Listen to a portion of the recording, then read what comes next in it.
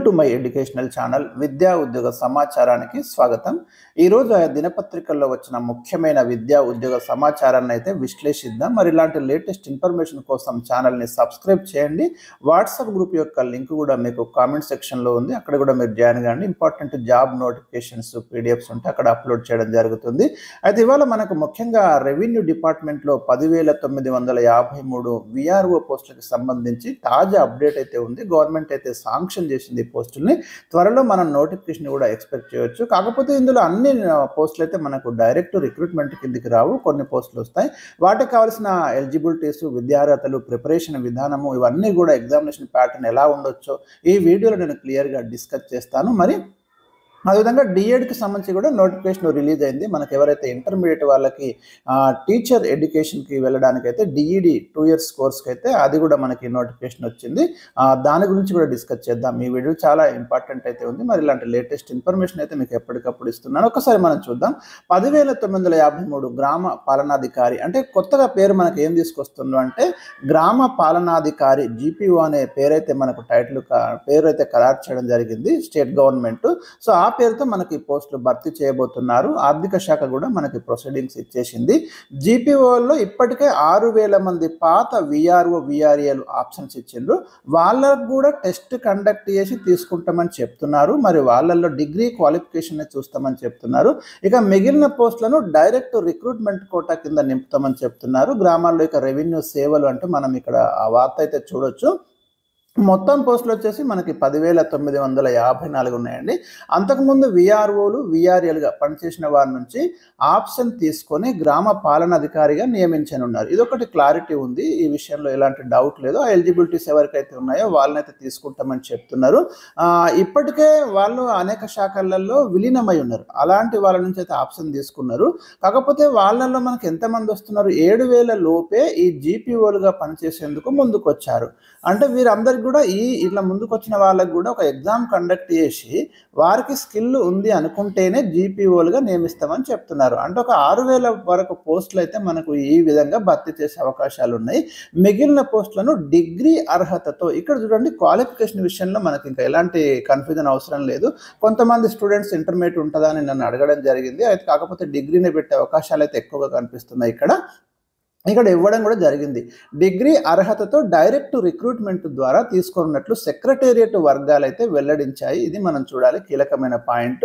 మరి ఈ నెల మార్చి 6న సీఎం రేవంత్ అధ్యక్షతన జరిగిన కేబినెట్ సమావేశంలో మనకు ఈ పోస్టులన్నీ కూడా ఆమోదం తీసుకోవడం జరిగింది। గత బీఆర్ఎస్ ప్రభుత్వం అయితే అప్పుడు రద్దు చేయడము, తాజాగా మరి పునరుద్ధరించడం అనేది మనం ఇక్కడ ప్రధానంగా గమనించాలి। ఇకపోతే వీళ్ళ జాబ్ చార్ట్ అది కూడా మనము డిస్కస్ చేద్దాం। ఇక్కడ కొంతమంది అయితే ఆప్షన్ ఇచ్చుకోలేదట, అంటే పాత విఆర్ఓ విఆర్ఏలలో కొంతమంది ఆప్షన్ ఇచ్చుకోలేదు, వాళ్ళైతే వెనుకడుగేశారు। మొత్తం మీద ఒక 6,000 భర్తీ అయినా కూడా ఇంకా దాదాపు 5,000 పోస్టులు అయితే డైరెక్ట్ రిక్రూట్మెంట్ కింద వస్తున్నాయంటే మనకి మంచిగా వచ్చినట్టే అని మనం అర్థం చేసుకోవాలి। ఇక్కడ గమనించండి, ఇక్కడ జాబ్ చార్ట్ ఏమి ఇచ్చారంటే వీళ్ళకి అన్ని రకాల ధృవీకరణ పత్రాలకు క్షేత్రస్థాయిలో అవసరమైన ఎంక్వైరీని గ్రామ పాలనా ఆఫీసర్లతో చేయించేలా జాబ్ చార్ట్ను ప్రభుత్వం ఇక్కడ మనకి తయారు చేస్తున్నది। కొత్తగా వచ్చిన భూభారతి చట్టం ప్రకారం రెవెన్యూ రికార్డులను మాన్యువల్గా అంటే మాన్యువల్ రికార్డ్స్ అని వీళ్ళుగా నిర్వహించబోతున్నారు। అంటే పాత విధానం ఏదైతే ఉందో మనకు మాన్యువల్ రికార్డ్స్ మళ్ళీ వస్తున్నాయి। 12 కాలంల నుంచి 14 కాలములు మాన్యువల్ రికార్డ్స్లో పెట్టినట్లయితే తెలుస్తుంది। దీంతోపాటు గ్రామానికి ఒక అధికారి ఉంటే మనకు క్యాస్ట్, ఇన్కమ్ వంటి సర్టిఫికెట్లతో పాటు పంచనామా, భూముల రికార్డులు, ప్రభుత్వ భూములు, చెరువులు, నీటి వనరుల పరిరక్షణ సహా భూ సంబంధిత వ్యవహారాల్లో వీళ్ళైతే ఫీల్డ్ లెవెల్లో మరి ఎంక్వైరీ చేయడానికి అయితే అవకాశం ఉంటుంది। ల్యాండ్ సర్వే రిలేటెడ్ వర్క్స్లో అసిస్టెంట్ చేయడం, వివిధ ప్రభుత్వ పథకాలకు అర్హులను గుర్తించడం, భూ సర్వేకు సహాయకారిగా ఉండడం, విపత్తులు, ఇతర అత్యవసర సేవల్లో తోడ్పాటు అందించడం వంటి బాధ్యతలతో పాటు సాధారణ పరిపాలన శాఖ ఏమైనా డ్యూటీలు అసిస్టెంట్స్ చేసేలా ఈ డ్యూటీ చార్ట్ అయితే రూపొందిస్తున్నారు। సో ఇది మనకి వీళ్ళ యొక్క జాబ్ చార్ట్ అండి। అంటే 5,000 పోస్టులు మనకి డైరెక్ట్ రిక్రూట్మెంట్ కింద వచ్చినప్పుడు ఆ ఎగ్జామినేషన్ ప్యాటర్న్ ఏ విధంగా ఉండొచ్చు అంటే మనకైతే పూర్తి సిలబస్ ఏం అందుబాటులోకి రాలే, కానీ అంటే నా అంచనా ప్రకారం అయితే రెవెన్యూ సంబంధిత అంశాలు, ల్యాండ్ రిఫార్మ్స్, భూమి సంబంధిత అంశాలు, భూభారతి ఇట్లాంటి వాటి మీదనైతే డెఫినెట్గా క్వశ్చన్స్ ఉండే అవకాశాలు అయితే ఉన్నాయి మనకి, అందులో ఏమాత్రం సందేహం లేదు। ఎందుకంటే ఆ ఫీల్డ్లో పరిజ్ఞానం ఉండాలని గవర్నమెంట్ కూడా ఆశిస్తుంది కాబట్టి మీరైతే జనరల్ స్టడీస్ మెయిన్స్తో పాటు కరెంట్ అఫైర్స్ ఇవన్నీ ప్రిపేర్ అవుతూ కొంచెం రెవెన్యూ సంబంధిత అంశాల మీద ఫోకస్ చేయండి. నేను కూడా నా వీడియోస్లో మ్యాక్సిమం కవర్ చేస్తాను ఈ రెవెన్యూ సంబంధిత అంశాలు, రెవెన్యూ పదజాలం కావచ్చు, భూముల రకాలు కావచ్చు, ఇవన్నీ కూడా ఎప్పటికప్పుడు ఈ సాంకేతిక పదాలు ఏమున్నా కూడా మన వీడియోస్లో తప్పకుండా మనం కవర్ చేయడం అనేది జరుగుతుంది. సో ఇక మీరు ప్రిపరేషన్ అయితే ఆల్రెడీ స్టార్ట్ చేసుకొని ఉండొచ్చు. దాన్ని కొంచెం ఇటువైపు డైవర్ట్ చేయాలి. ఇప్పుడు ఈ విఆర్ఓ స్కీమ్ వైపు కొంత సిలబస్ అనేది డిఫరెంట్గా ఉంటే దాన్ని మీరు క్యాచ్ చేయగలగాలి ఉండాలి. మనకు 5,000 పోస్టులు కనుక ఇస్తే కొత్త జిల్లాల ప్రకారం దాదాపు ప్రతి జిల్లాలో మినిమం 150 పోస్టులు అయితే మనం ఎక్స్పెక్ట్ చేయొచ్చు. అంటే చిన్న చిన్న జిల్లాలే కాబట్టి ఆ గతంలో పంచాయతీ కార్యదర్శి లాగానే ఈసారి కూడా మరి చాలా మందికి అయితే ఇక్కడ సెలెక్ట్ అయ్యే అవకాశాలు ఉన్నాయి. లాంగ్ టర్మ్ ప్రిపరేషన్లో ఉన్న వాళ్ళే సెలెక్ట్ అవుతారు. అది కూడా చెప్తున్నా నేను. డైరెక్ట్గా ఇప్పుడు ఫీల్డ్లోకి వచ్చినా కూడా కావచ్చు, కానీ ప్లాన్ ప్రకారం సిలబస్ ప్రకారం ప్రిపేర్ అయితే ఇప్పుడు మీరు లైన్లోకి వచ్చినా కూడా మీరు పోస్ట్ అయితే కొట్టొచ్చు. ఇక లాంగ్ టర్మ్ ప్రిపరేషన్ వాళ్ళు మాత్రం ఈ మూమెంట్లో మీరు ఖచ్చితంగా అదే ప్రిపరేషన్ కంటిన్యూ చేస్తే మాత్రం డెఫినెట్గా మీరు ఒక మంచి జాబ్ అని చెప్పుకోవచ్చు మనకు రెవెన్యూ డిపార్ట్మెంట్లో. ఎందుకంటే తర్వాత మీకు ప్రమోషన్స్ కూడా వేగంగానే వస్తాయి దీంట్లో, అందులో డౌట్ ఏం లేదు.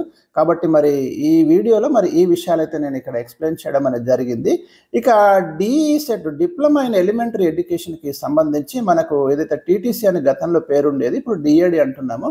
ఇది 2 years కోర్సు. దీనికి సంబంధించి మనకు ఈ నెల 24వ తేదీ నుంచి అప్లికేషన్స్ తీసుకుంటామని చెప్తున్నారు. మార్చి 24. పాఠశాల విద్యాశాఖ మనకు నోటిఫికేషన్ ఇచ్చింది. లాస్ట్ డేట్ వచ్చేసి మే 15వ తేదీ వరకు ఇంటర్ పాస్ అయిన విద్యార్థులు అయితే అప్లై చేసుకోవచ్చు. అంటే ఎగ్జామినేషన్ వచ్చేసి మే 25వ తేదీన ఆన్లైన్ విధానంలో ఈ ఎగ్జామ్ కండక్ట్ చేస్తామని చెప్తున్నారు. లాస్ట్ ఇయర్ మనకి జూన్లో నోటిఫికేషన్ జారీ చేస్తే ఈసారి చాలా ముందుగా నోటిఫికేషన్ ఇచ్చింది. ఎందుకంటే మనకి లేట్గా క్లాసెస్ స్టార్ట్ చేయడము, వాళ్ళ డిగ్రీ క్లాసెస్ కూడా డిస్టర్బ్ కావడం, తర్వాత ఇవన్నీ దృష్టిలో పెట్టుకొని మరి ముందస్తు నోటిఫికేషన్ ఇచ్చినట్టుగా మనకు అర్థమవుతుంది. త్వరగా క్లాసెస్ స్టార్ట్ చేస్తామని చెప్తున్నారు. గత ఏడాది వరకు మోడల్ స్కూల్ అదనపు సంచాలకుడు శ్రీనివాసాచారి కన్వీనర్ వ్యవహరించారు. ఈసారి అయితే మనకి రమేష్ని కన్వీనర్గా నియమించింది ఈ డిఎడ్కి సంబంధించి. సో ఇది మనకి ఇవాళ ఉన్నటువంటి లేటెస్ట్ ఇన్ఫర్మేషన్. మరి వీడియోని లైక్ చేయండి. Thank you for watching.